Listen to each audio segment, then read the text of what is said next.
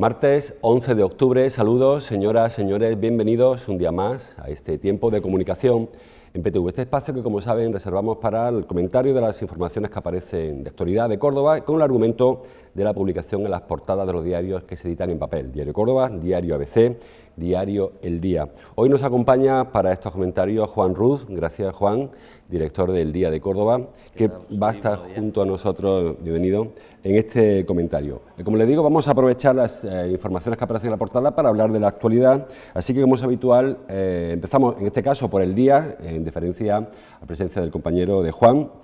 Y El Día que trae hoy a 5 columnas el asunto de nuevo de los veladores, un asunto recurrente que viene apareciendo en los periódicos desde hace bastantes meses y que ha dado un paso más. Dice el diario El Día en su portada: la policía multa a 40 locales por saltarse la normativa de veladores. García, se refiere a Pedro García, concejal responsable de urbanismo, teniente de alcalde. García señala que actuarán de forma contundente contra quienes incumplan. El presidente de la gerencia, Pedro García de nuevo, ha firmado ya las sanciones que se ejecutarán en días, dijo, aunque no citó la fecha concreta, pero sí que dijo que se hará en días. También he visto un asunto parecido en algún otro periódico, el diario ABC, en la página 2, saben que el diario ABC trae dos portadas, la 1 y una especie de sumario y la 2, titula el diario ABC: Urbanismo anuncia ahora que intervendrá en 40 terrazas con exceso de veladores. Bueno, hablamos ahora si son excesos en número o en veladores. Bueno, pues Juan, aprovechamos esta información para comenzar. Un tema enconado, el de los veladores. El Ayuntamiento, como sabemos, intentó hacerlo por las buenas, por el buenismo de que hablamos antes fuera de micrófono, pero no salen las cosas. Hay que volver al hábito de la sanción, del expediente. ¿Cómo está este asunto ahora?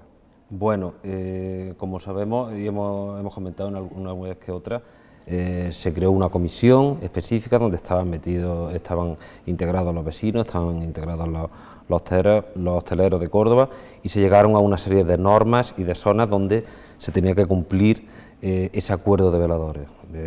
La cuestión es muy fácil, como tú has planteado antes, es simplemente el que se pueda convivir la vecindad con el aprovechamiento de la vía pública con los veladores. Hasta ahora el propio presidente de la Gerencia de Urbanismo lo dijo ayer: claro, ya se ha acabado el tiempo de la pedagogía y las buenas formas se han agotado, porque simplemente hay establecimientos que están cumpliendo con esa norma, con los acuerdos de esa mesa de veladores, pero se ve que hay otros que no, que siguen incumpliendo esa norma, hay exceso de veladores. Y en este caso parece que lo que ha hecho ya Urbanismo es dar ese paso más de pasar directamente a la sanción, ¿no? Nosotros hemos apostado por esta información porque sabemos que es un debate que está en la calle, un debate donde los propios hosteleros reconocen, aunque sea de puertas para adentro, que hay empresarios o hay locales que incumplen ese acuerdo, esa normativa, y por otro lado está los colectivos vecinales, que por supuesto lo que están reclamando es que por algunas zonas se pueda circular libremente, ¿no? Yo creo que este paso más creo que debe servir para intentar cerrar un asunto que creo que está afectando a la imagen de la ciudad. No perdamos la perspectiva de que somos una ciudad que vive el turismo, donde los visitantes se cuentan por miles.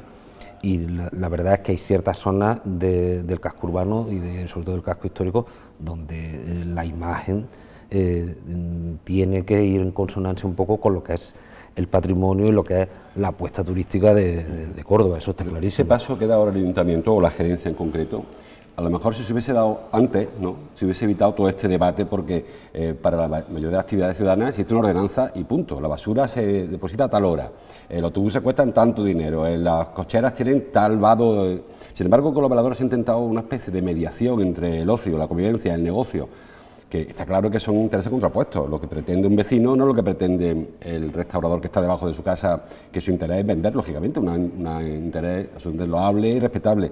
Pero a lo mejor se ha intentado hacer una cosa demasiado de convivencia y hace falta una ordenanza. Y ahora hay que volver atrás, porque si se hubiese resuelto este asunto hace un año, ahora no habría este problema. Claro, yo creo que lo que ha habido por parte del equipo de gobierno es un intento, lógico por otra parte, de tratar de contentar a todas las partes, de consensuar una serie de medidas que a todos afectaran, pero lógicamente pues hay quien... Son distintos intereses. Claro, son distintos intereses y hay quien está cumpliendo fielmente con esa con esa normativa, y hay quien, como ya hemos visto, la incumple de manera reiterada. Es verdad que hay una ordenanza y lo que tú dices es cierto, es simplemente aplicar la ordenanza. En este caso yo creo que lo que ha habido ha sido no un intento de tal vez no, flexibilizar un poco y que no haya un enfrentamiento directo entre lo que puede ser posiciones vecinales y posiciones de los restauradores. Luego, ¿no? hay otro asunto que también creo que se nos escapa a veces, y es la diferencia en zonas. Hay zonas muy saturadas, hay zonas que no están saturadas, hay zonas que admiten veladores, hay barrios, de hecho, que haría falta una terracita que animara la actividad del barrio, pero claro, hay zonas, María la Judía, la zona del Chimeneón, la calle de la Plata, la Corredera, por ejemplo, que es un tema que al no ver el coche o a ver a los vecinos se nos pasa, pero una zona de saturación absoluta, o la zona de la isla, de Arroyo del Moro. A lo mejor este tipo de decisión de ahora irse a la ley, a la ordenanza pura y dura, va a perjudicar a otras zonas. No, yo creo que si se hace con sentido común no tiene por qué. Yo creo que en la mesa se acordaron unas zonas que son mucho más sensibles que otras, que son entre ellas algunas que tú has comentado, y hay otras en las que es verdad que a lo mejor puede existir mayor flexibilidad e incluso abrir el abanico a que en el futuro pueda haber más veladoras. Yo creo que es una cuestión de sentido común, y las zonas más sensibles que se actúe de manera contundente, como ya está reflejado en el acuerdo que hay entre las partes, y en el resto de zonas de la ciudad, pues bueno, ir vigilando y ir procurando que no se llegue a la situación que se ha llegado en determinado barrio de Córdoba, ¿no? El propio presidente de la gerencia, Pedro García, lo dijo ayer: esto afecta a las zonas sensibles donde hay problemas de veladores, pero la inspección se va a ampliar a toda la ciudad. Entonces yo creo que en ese sentido sería una cuestión de aplicar el sentido común sin salirnos de la norma y sin salirnos de los acuerdos de esa mesa de los veladores, donde, te repito, están todas las partes, ¿no? Hablamos de la corredera ahora. El diario Córdoba trae su portada el asunto de la corredera. En este caso, hablando del pósito, dice el diario Córdoba: el pósito, a 5 columnas, lo están viendo, el pósito se transformará en un espacio cultural y gastronómico. Albergará, dice, un centro de interpretación, una sala de exposiciones y un punto de información turística. El Ayuntamiento inicia el proceso para utilizar 2 parcelas colindantes de urbanismo y Vincorsa. Hemos comentado muchas veces, el pósito es un antiguo depósito de grano que había junto a la corredera, junto al mercado Sánchez Peña, cuando aquello tenía una utilidad, bueno, hablamos de antes de que estuviera el silo, existiera el silo. Una instalación que se quedó abandonada hace mucho tiempo, a los años 50 creo que fue cuando y ahora se le busca un uso. Había un uso previsto en el anterior equipo de gobierno, el equipo actual no le pareció bien, quizás solo porque fuera del otro, no sé por qué razón, y ahora hace un giro muy raro. Este nuevo proyecto, que no es muy conocido todavía porque está casi en fase de embrión, ¿te parece que es el que necesita la corredera? Sí, en el fondo algo muy parecido casi a lo que planteó el PP. Lo se planteó en la anterior etapa del Partido Popular, ¿no? Simplemente se le cambia el nombre, seguramente en el proyecto, cuando se sepa algo más, se concretarán qué actividades y demás van allí, pero sí es verdad que de la etapa anterior surge esa necesidad de reactivar un poco el pósito, de darle un poco más vida a aquella zona. Se habló al principio de una especie de mercado gourmet y tal, luego se fueron matizando algunas de las actividades que hubo allí. Nosotros ya contábamos también hace unos meses de que se estaba preparando algo para darle uso a ese inmueble histórico, pero al final yo creo que en lo que se va a instalar allí no difiere mucho un exceso del planteamiento general, que no concreto, que se hizo en la anterior etapa, ¿no? Lo que sí es verdad que es un edificio que, como tú dices, un edificio que está abandonado desde hace ya décadas y que lo que necesita es reactivarse, porque además va a ser un atractivo más y sobre todo reactivar un poco esa zona, ¿no? En cualquier caso, hay vecinos de la corredera que se quejan de la saturación de esta actividad de restauración en la corredera. Sabemos que la corredera hoy en día es una gran terraza. No se concibió así cuando se hizo la remodelación de la corredera, no se concibió con un gran terraza donde todo el mundo colocara aquello que parece un paseo marítimo. Ahora esto va a aportar más.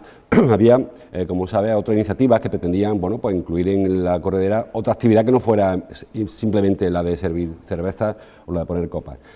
Parece que el Ayuntamiento ha decidido que no, que va a ser esto, que la Corredera se va a dedicar a una especie de centro de restauración donde cordobeses y turistas, hablabas tú de los turistas, verdad que tienen un punto de referencia importante en ese lugar, donde acuda todo el mundo pues, a tomarse la cerveza a mediodía y renunciar a la actividad. A lo mejor el casco histórico necesita también otro tipo de Sí, yo creo que esa vía que dejan un poco entrever de como espacio cultural, yo personalmente creo que debería ser la apuesta por un edificio de este tipo, simplemente para compendiar un poco lo que tú has dicho, el uso que se hace ahora mismo de la Corredera como una simple gran terraza con otra actividad. Yo, mi posición personal sería la de apostar más por un espacio, darle a aquello vida cultural de alguna manera, más que de otra que otro tipo de proyectos, ¿no? Y en este caso yo creo que volvemos un poco al tema que abrimos en el Día de Córdoba. Es un problema de veladores, de regular qué corredera queremos. Si queremos una gran terraza allí, que no sabemos si estamos en un paso marítimo, como tú has dicho, o queremos una zona donde se pueda combinar perfectamente el paseo y disfrute de la plaza con sortear las terrazas, como ocurre ahora mismo, acotar una zona en su justa medida, ¿no? Yo creo que es un acuerdo, una decisión que tendría que adoptar el ayuntamiento justo con los restauradores. Parece que yo soy muy escéptico con esto, porque cuando se ha puesto en marcha proyectos de estos así en paralelo, te hablo, no sé, La Pérgola, por ejemplo, Modo, que era un bar con tal, al final te ha quedado en el bar. El avión famoso del balcón era una sala expositiva con una terraza. La sala expositiva está esperando que algún día alguien quiera poner algo allí, porque lo rentable es la terraza. Entonces, cuando se abren esta alternativa, muchas veces, no sé si es un argumento, una excusa para poder dar juego al proyecto,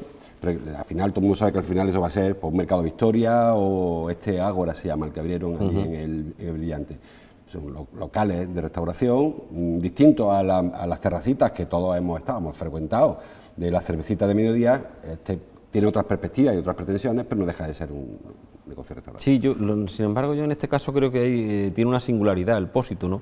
Y es que respecto al caso del avión que tú has comentado, o el caso de la pérgola, ¿no?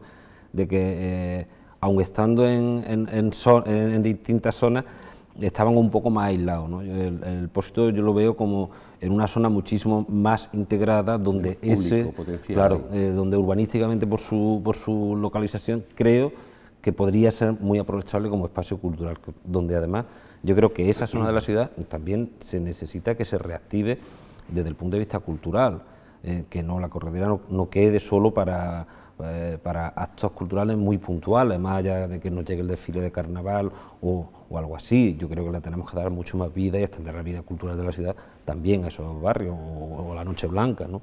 No puede ser eso.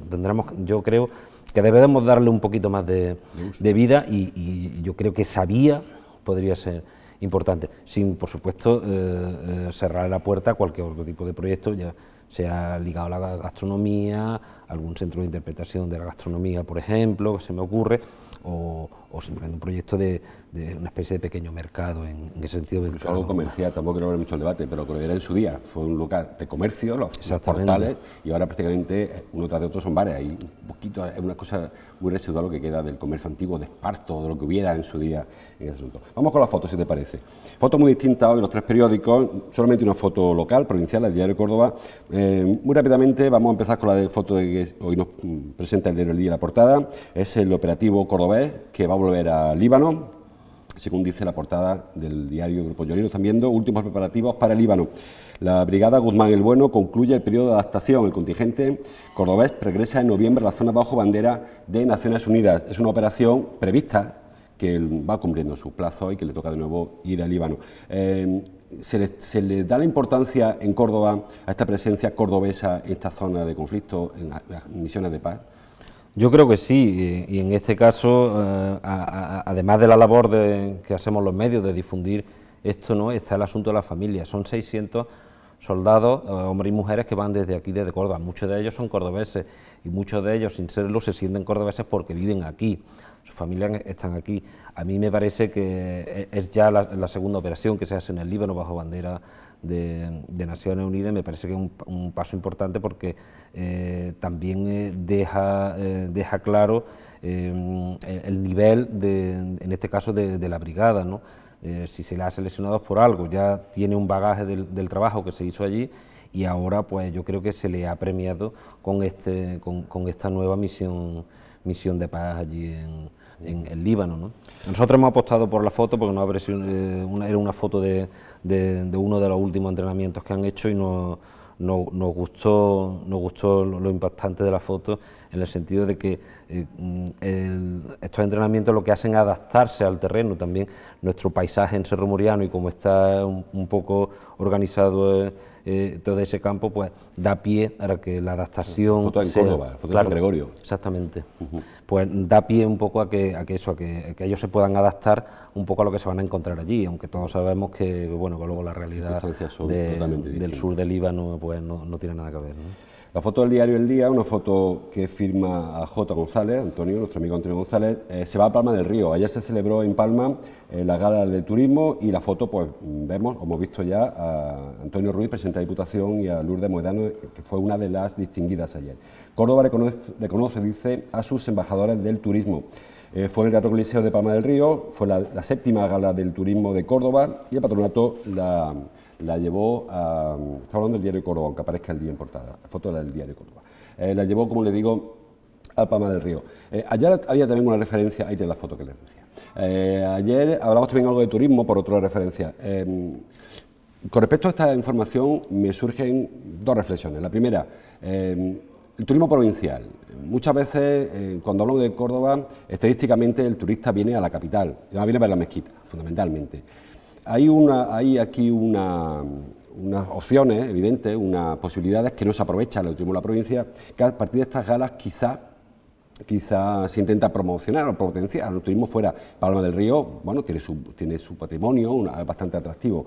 Hay muchos pueblos, muchas localidades de la provincia que tienen su atractivo. Y aparte de eso, el tema de la apertura hacia el exterior. Hablamos de embajadores. A mí la figura de embajador nunca me ha hecho mucho así, ¿no? Creo que hay que hacer una apuesta institucional, estratégica y además científica, si vale la expresión. No vale esto de decir ahora pues que Lourdes sea la embajadora del turismo, que la mujer lo hará con toda su buena voluntad, pero hace falta técnicos, hace falta expertos. Se está potenciando convenientemente el turismo fuera de la provincia de Córdoba, sobre todo el provincial, porque el interior quizás sí que lo conozcamos. Sí, yo creo que hay mucho trabajo para hacer. Yo creo que el patronato de turismo, en sus distintas etapas, tanto con un partido en la Diputación como en otro, yo creo que está haciendo una labor importante en ese sentido. Lo que pasa es que es complicado, hay mucha competencia, y luego tenemos que tener en cuenta el asunto de las infraestructuras turísticas que tiene Córdoba respecto a la capital, ¿no? Yo creo que Córdoba provincia es un tesoro por descubrir. Desde luego hay muchas cosas que el propio turista, cuando llega, no es la misma cantidad, se queda maravillado de lo que encontremos. Y luego yo siempre pongo un ejemplo muy concreto, aun coincidiendo contigo en que la diferencia entre la ciudad y la provincia es notable en materia turística, sí tenemos ejemplos de ciudades donde el turismo funciona, y siempre pongo el caso de Priego de Córdoba. En Priego de Córdoba funciona el turismo, no hay que ver nada más que el número de hoteles, de locales de restauración que hay y demás, de manera autónoma, y es una pequeña industria que se ha ido consolidando a lo largo de los años. Cualquier tipo de impulso que reciba, bienvenido sea, pero tenemos el ejemplo ya tenemos un ejemplo fuera de la capital donde el turismo de verdad funciona, donde hay una pequeña industria organizada que funciona sin mayor pretensión que la de seguir avanzando y seguir promocionando esa ciudad. Yo creo que el modelo querer aplicar el modelo de Córdoba capital al resto de ciudades, a lo mejor es demasiado ambicioso y un error de estrategia. A lo mejor hay que adecuar las infraestructuras turísticas de cada municipio a lo que es su realidad. Claro, su singularidad, porque son distintas. Claro, porque además Mezquita solo hay una. Exactamente, el atractivo de la Mezquita no existe en Priego, no existe en Lucena, no existe en Montoro, y sí que tiene un patrimonio válido, muy válido, como para tener muchos turistas de lo que están viviendo. Hay repartido por los periódicos, hay mucha referencia a cada año a la subida de impuestos, las tasas, etcétera. Un repaso rápido y luego hacemos un una reflexión conjunta. Bueno, el diario Córdoba habla de que Vincorsa y Cecosan entran en pérdidas, tema de tesorería, habla de que el Consejo Social plantea bajar el tipo del IBI para paliar la subida. El diario El Día habla también del mismo dictamen del Consejo Social, un dictamen que saben es preceptivo, no es vinculante, pero el Consejo Social, igual que hizo en su día el Consejo de Ciudadano, ha criticado también, por ejemplo, el tema del IBI. Pide que no se compense, que se critica que no se compense esta subida del IBI. También habla de impuestos provinciales, la Diputación que sube el agua hasta el 5%, que congela la de basura para el año próximo. Y en el diario ABC también una referencia parecida, el tema de Vincorsa también aparece en portada y algún otro asunto que aparece en páginas interiores. Muy rápidamente, que se nos escapa el tiempo, Juan, ¿cómo entienden los ciudadanos algunos casos de empresas municipales que van muy bien, por ejemplo de Maxa, que sigue subiendo sus impuestos? ¿Cómo se entiende el tema del IBI? ¿Es suficiente excusa la del catastrazo, que por ahí también habla el diario IBC, la portada, la revolución catastral, que está quizás justificando subidas que a lo mejor no eran tan justificables si se hablara? ¿Cuál es la situación actual de la presión fiscal que sufrimos o que soportamos los cordobeses? Bueno, el punto de partida es claro, la subida o no de impuestos es una decisión política, ahí no hay más, hay cuestiones técnicas que pueden ayudar o no, en el caso, por ejemplo, del IBI, porque además, si te das cuenta, el dictamen del Consejo va muy en sintonía con lo que ya comentaba el propio Movimiento Ciudadano, ¿no? En el caso del IBI hay una cuestión muy clara, hay el famoso cadastrazo, obliga a subir un 6%, aquí no se compensa solo con un 3%, con lo cual que no me hablen de bajada porque es una subida, si a 6 le restamos 3, nos siguen quedando 3, entonces la subida es de un 3%. ¿El por qué? Yo creo que es una decisión meramente política. Eso va a suponer más ingresos para el ayuntamiento y lo que hay que ver a partir de ahora es dónde van esos ingresos. Yo creo que la postura en este caso de los colectivos está claro, ¿no? Sí hay mayores ingresos en el ayuntamiento, que se vayan a inversiones a los barrios, ¿no? Que no se dedique a otras cosas. Yo creo que es un poco el dilema de qué hacer con los impuestos. Y en cualquier caso, te digo, la subida o bajada siempre va a ser una decisión política, ideológica de quienes forman parte del equipo de gobierno, ¿no? También coinciden el Consejo Social con el Consejo de Ciudadanos en la exención o bonificación para quienes vivan en el casco histórico, porque hay un problema de despoblación de casco histórico. O sea, la gente está yendo, la gente está envejeciendo la población en el casco histórico. Claro, hay que compensar Claro, el debate del casco histórico nos da para un programa entero, ¿no? Porque cuando todo el mundo alerta de algo, de que, como dice el refranero popular, de que viene el lobo, es por algo, ¿no? Que viene el lobo. Es que viene el lobo, de verdad, ¿no?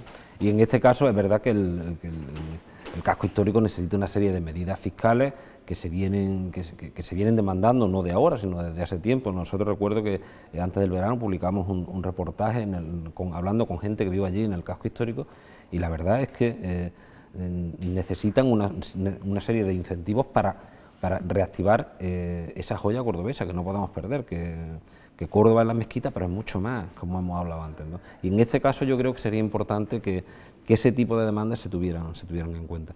Bien ya sea vía IBI, bien sea cualquier tipo de excepción, pero que sí habría que tenerlas en cuenta, ¿no? El tema Vincorsa y Cecosan, muy rápidamente, hay empresas municipales que no consiguen cuadrar los números.